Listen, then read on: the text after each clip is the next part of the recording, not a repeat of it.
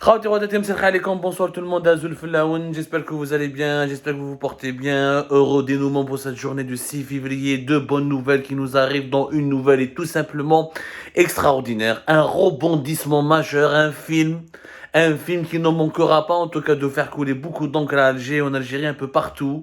Ça concerne l'opposante Amira Bouraoui.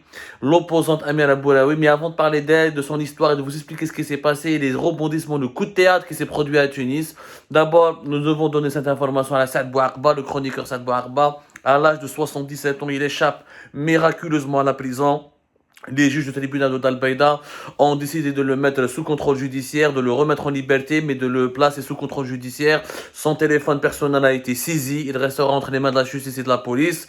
Et il devra comparaître prochainement pour un procès dont la date n'a pas été encore arrêtée. Il a été accusé de diffuser des propos haineux à l'égard de la population d'une région qui est la wilaya de Djelfa. Sur l'affaire de Saad Bouarba, nous allons y revenir plus tard, demain, avec de nouveaux détails sur celles et ceux qui ont déposé des plaintes contre Saad Bouarba et l'affaire de Djelfa.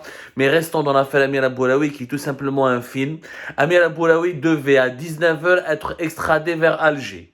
Depuis 15h, elle était dans les locaux je parle de cette journée du lundi 6 février 2023. À 15h, elle était dans les locaux de la direction générale de la police des frontières tunisiennes, à Tunis, dans la capitale tunisienne. Elle était dans leurs locaux et ils avaient entamé les démarches pour préparer une opération d'extradition. Elle devait être extradée, expulsée par la Tunisie, donc extradée tout simplement par la Tunisie vers l'Algérie. Elle devait prendre un vol Tunis-Alger de 19h où elle devait se retrouver entre les mains des autorités algériennes qui devaient ensuite la récupérer. Et vous imaginez le sort qu'elle attendait à Alger. Elle avait fui illégalement le pays alors qu'elle était frappée elle était sous le coup d'une interdiction de quitter territoire national, une ISTN, une interdiction qui n'a jamais été notifiée par la justice, qui n'a jamais été elle n'est pas fondée juridiquement parce qu'elle n'a fait l'objet d'aucune procédure judiciaire. Il n'y a aucun motif judiciaire qui a été utilisé ou mis en avant pour expliquer, pour justifier la privation de la liberté de circuler de Damien Bouraoui. C'est juste une décision sécuritaire administrative qui a été décidée par des services de sécurité parce que Damien Bouraoui militait encore contre le régime algérien, militait encore contre le système Tebboune, réclamait encore le changement démocratique. Elle refusait de s'aligner sur les positions du régime algérien. Je vous rappelle que depuis septembre 2022, elle avait repris l'animation de l'émission Café Presse Politique ta Radio M, Qadi Hassan qui est en prison depuis le 29 décembre 2022. Amira Bouraoui, dans le cadre du démantèlement, dans ce scandale de démantèlement de Radio M et de Maghreb Émergent, a été ciblée par les autorités algériennes. Comme dans l'émission précédente, comment elle a été approchée par un émissaire dépêché par les services de sécurité qui lui ont demandé, sous le ton de la menace, de l'intimidation et du chantage, de faire une lettre dans laquelle elle devait s'excuser, demander pardon à Abdelmajid Tebboune et lui demander une grâce présidentielle pour qu'elle ne soit pas inquiétée, faute de quoi les services de sécurité voulaient l'impliquer dans l'affaire Maghreb Émergent aux côtés de Qadi Hassan. Elle s'est sentie menacée, donc elle a pris la décision de fuir vers la Tunisie. Le vendredi, alors je fais mon gars l'histoire, ça fait une semaine qu'Amira Bouraoui se trouvait en Tunisie. Elle était là-bas depuis pratiquement le 1er février 2023. Elle se préparait pour quitter la Tunisie. Au départ, elle a vu quelques ONG, etc. Au départ, Amira Bouraoui, elle est binationale. Elle a la double nationalité grâce du côté de sa mère. Son père était un haut fonctionnaire de l'armée algérienne et qui était un médecin, le docteur Bouraoui, qui a travaillé à l'hôpital militaire de Ain Nadja, qui a travaillé dans la santé militaire. C'était un haut responsable de la santé militaire et un officier supérieur de l'armée. Du côté de sa mère, elle avait hérité de la nationalité française. Et son ex-mari, avec lequel elle a divorcé, il vit en France. L'un de ses deux enfants vivait en France. Elle ne l'a pas vu d'ailleurs depuis 3 ans. Et pendant cette semaine où elle était en Tunisie, elle avait approché une première fois le consulat général de France en Tunisie. وقالت لهم voilà, je suis ressortissante française, une opposante en Algérie, Maroufa, leader du mouvement Barakat en 2014, elle est devenue chroniqueuse, animatrice, journaliste avec Radio M, elle a beaucoup participé, elle était l'une des activistes, l'une des militantes les plus engagées dans les marches du Hirak en 2019, elle avait été condamnée à la prison en mai 2021, elle a été emprisonnée entre juin et juillet 2020 à la prison de Koléa.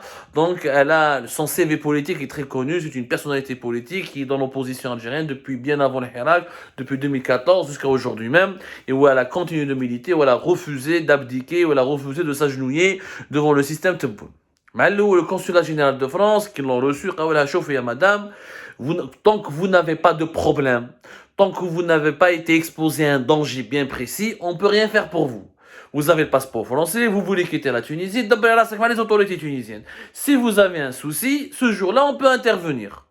Donc au début, les autorités consulaires françaises n'ont rien promis, n'ont pas voulu intervenir, ils lui ont juste dit on vous portera assistance que s'il y a une situation des difficultés particulières, ou là si vous avez été victime d'une attitude arbitraire de la part des autorités tunisiennes. Elle a décidé donc de foncer vers l'aéroport international Carthage-Tunis. C'était le vendredi 3 février. Elle a été arrêtée là-bas parce que quand elle a présenté son passeport français, alors les Tunisiens ils disent que non, on n'a pas vu le cachet d'entrée. Effectivement, elle serait entrée illégalement sur le territoire tunisien. Elle n'a pas donc passé les démarches des contrôles douaniers ou les contrôles des gardes frontières tunisiens au niveau des postes frontaliers déployés sur la frontière algéro-tunisienne. Donc elle n'a pas le cachet qui atteste qu'elle est rentrée légalement sur le territoire tunisien. Donc les Tunisiens profitent de l'occasion pour l'arrêter et l'interpeller.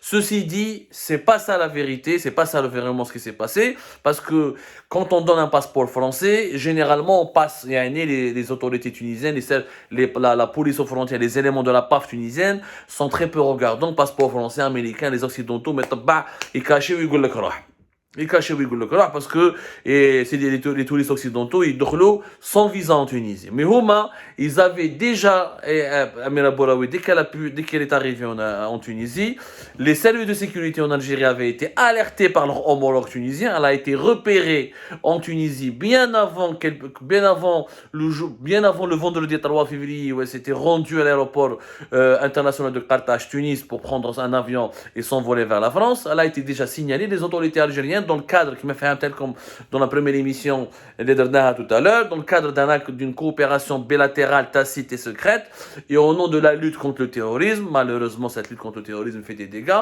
Elle inclut un axe majeur de cette coopération concerne une liste de personnalités politiques, dont des opposants, des journalistes indépendants, des activistes algériens. Dès qu'ils arrivent sur le territoire tunisien, leurs mouvements doivent être signalés aux services de sécurité en Algérie et aux autorités algériennes. Leur présence doit être signalée et s'ils tentent de quitter le territoire tunisien, un dispositif doit être mis en place entre les autorités, dans les services de sécurité tunisiens et les services de sécurité algériens pour comprendre, pour se mettre d'accord sur l'attitude qu'il faut adopter à l'encontre de ces opposants, de ces personnalités ciblées par les autorités algériennes. Donc, Houma, ils l'ont signalé. Dès qu'elle est arrivée à l'aéroport, les policiers tunisiens attendaient le feu vert d'Alger. Alger a demandé à ce qu'elle soit empêchée de quitter le territoire tunisien et qu'elle soit extradée pour qu'elle retourne en Algérie. Haouzou, elle a été refoulée de l'aéroport. Badouha, elle a été placée en garde à vue pendant 2 jours. Le lundi, elle a été présentée devant un tribunal tunisien à Tunis, un tribunal tunisois. Un procureur tunisois a refusé de la mettre en prison, de la sanctionner. Galambele, c'est une affaire, donc il n'a pas voulu contrairement aux juges algériens qui sont totalement obéissants en Tunisie, malgré la crise politique, malgré la faillite de l'État, la faillite financière de l'État, malgré les problèmes des dérives autoritaires du président tunisien actuel, Kais Saïd. Il y a des juges encore qui résistent, il y a des juges encore qui refusent l'arbitraire, qui refusent, comme on dit en Algérie, de baisser le pantalon. Il a refusé de l'incarcérer, ni de la bloquer encore en Tunisie. Il lui a rendu son passeport. Vous êtes libre pour le moment, une forme de liberté conditionnelle, en attendant que vous soyez jugé pour entrée illégale sur le territoire tunisien. Le tribunal J'ai des agents, des policiers en civil, tunisiens, on sait, on a l'information confirmée maintenant. Elle a été embarquée manu militari, et de force, ils l'ont obligée, ils l'ont embarquée de force pour l'emmener vers une destination méconnue. Donc, durant toute la matinée, les proches d'Amir Abouraoui, les militants algériens, les journalistes algériens comme français, parce que sa famille et les ONG présentes en Tunisie, qui est la Ligue tunisienne de défense des droits de l'homme, ou l'ONG Human Rights Watch, ou ont alerté, voilà, ils ont alerté, ou la Amnesty International ont alerté la presse tunisienne, la presse française, les autorités consulaires françaises. Donc la presse française et nous, Algérie Part avait fait 2 articles, une première émission, une vidéo. L'AFP, elle a contacté le ministère de l'Intérieur en Tunisie, elle a contacté l'ambassade de France en Tunisie. Le Monde Afrique, il a fait tout un article bien détaillé qui expliquait le danger auquel était exposé Amir Abouraoui. Et vers 15h, entre 15h et 16h, Amir Abouraoui a été informé dans les locaux de la direction générale de la police des frontières tunisiennes où elle se trouvait, où elle a été emmenée depuis la matinée de ce lundi 6 février 2023. C'est bon, vous allez être extradé à la demande des autorités algériennes, vous allez être extradé vers Alger. Un avion, vous devriez prendre votre avion à 19h. Donc le sort de Amir Abouraoui jusqu'à 16h, elle était foutue. Elle devait rentrer en Algérie, où elle aurait pu être certainement récupérée par les autorités algériennes. Elle aurait été placée en détention pour avoir quitté illégalement le territoire national et pour avoir voulu immigrer vers la France, pour avoir voulu s'installer en France, ce qui aurait pu permettre à Amir Abouraoui de retrouver toutes ses libertés publiques et individuelles, ce qui lui aurait permis certainement de poursuivre son combat démocratique et son militantisme en faveur du changement en Algérie. Coup de théâtre à 17h. À 17h, des avocats dépêchés par le consulat général vers 17h. Comme c'est pas des heures précises, hein. Approximativement. À partir de 17h, des avocats dépêchés par des représentants et des avocats représentants du consulat général de France à Tunis se sont déplacés vers les locaux de la police des frontières tunisiennes. C'est une ressortissante française, elle a le passeport français, elle est sous la protection des autorités françaises, vous devez nous la remettre. À Taoula, la protection consulaire. Les avocats ont bougé depuis des avocats. Je sais qu'un avocat en France à Paris a menacé les autorités françaises de déposer plainte contre elle pour non-assistance à personne en danger, parce qu'elle est ressortissante française, elle a le passeport français.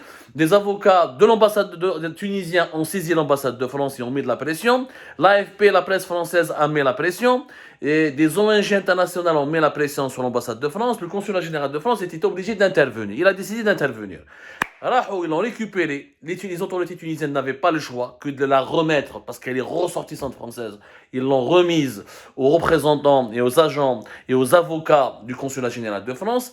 Elle est partie, elle a été transférée vers la fin de l'après-midi de cette journée. Elle a terminé la journée dans les locaux du consulat général de France où elle a été mise à l'abri, on l'a sécurisée, ils l'ont rassuré, etc. Où ils lui ont fait les démarches nécessaires pour qu'elle ait le document qui prouve qu'elle est sous protection consulaire. Sous protection consulaire, le pays, son pays natal, la France, son pays dont elle est originaire, s'engage par la voie diplomatique à la rapatrier, à lui faire quitter le territoire national du pays où elle a des difficultés, où elle est exposée à un danger.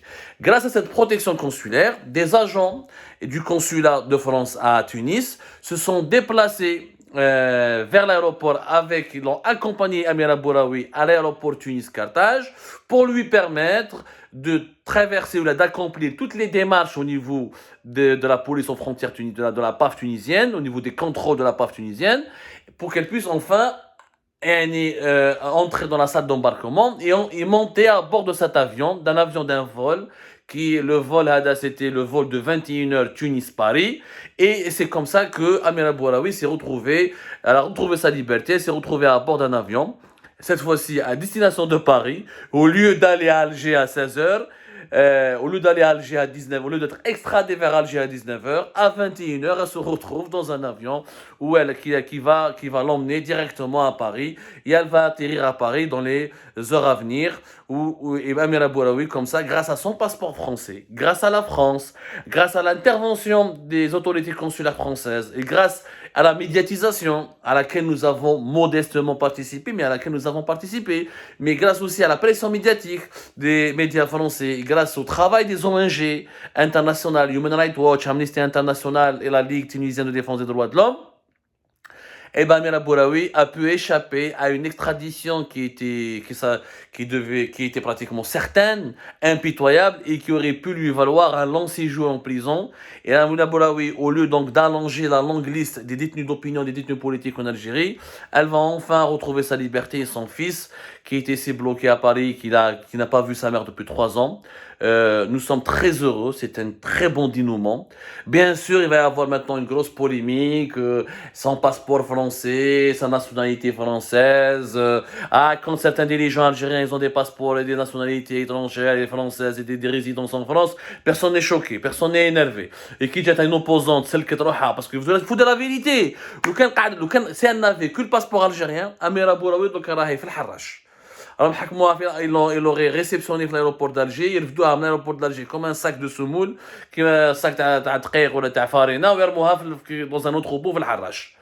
Comme Refdoua, qui serait maintenant entre les mains des services de sécurité en Algérie. C'est le kit parce qu'elle a la nationalité française et elle a le passeport français. Ou elle a eu la vie sauve, il faut dire la vie sauve, parce que maintenant elle a droit à une deuxième chance, elle retrouve son fils, elle retrouve la France, elle retrouve toutes les libertés démocratiques dont elle avait été privée dans son pays natal. Donc elle a eu une véritable deuxième chance grâce à l'intervention de la France. Ça va faire jaser, je sais, ça va beaucoup énerver, ça va faire une grosse polémique à Alger, ça va empêcher certains de dormir. Mais c'est ainsi, c'est ainsi. Quand on a uniquement la nationalité algérienne, ben on vaut pratiquement rien. Et la Tunisie a prouvé toute son hypocrisie. L'État tunisien a prouvé toute son hypocrisie. La Tunisie voisine qu'il faut absolument dénoncer. Il faut absolument dénoncer. C'est devenu une wilaya, c'est devenu une annexe du régime algérien. Était prêt à expédier Amira Bouraoui vers Alger sans aucune pitié, sans aucun état d'âme, sans aucun problème de conscience. Mais lorsque les autorités françaises sont intervenues, eh ben les Tunisiens ont été rappelés à l'ordre, comme des petits toutous. Nous sommes contents pour ce dénouement. On ne peut être qu'heureux pour ce dénouement. Et j'espère qu'on aura d'autres bonnes nouvelles dans les jours à venir. Et nous allons parler certainement des polémiques qui vont naître dans les heures à venir concernant la fuite d'Amira Bouraoui de l'Algérie vers la France, la fuite, comment Amira Bouraoui a fait l'Algérie, pourquoi elle avait fui l'Algérie, on en a déjà parlé, on en reparlera encore de cela. Et Amira Bouraoui va certainement nous donner de ces nouvelles lorsqu'elle va s'établir ici en France, où elle viendra peut-être renforcer les rangs de l'opposition algérienne en exil, qui se bat modestement mais avec beaucoup de noblesse pour l'avenir de notre pays, pour un véritable changement du mode de gouvernance de notre pays, pour un pays avec un seuil de liberté acceptable et tolérable pour la population qui en a marre du poids trop lourd de la dictature.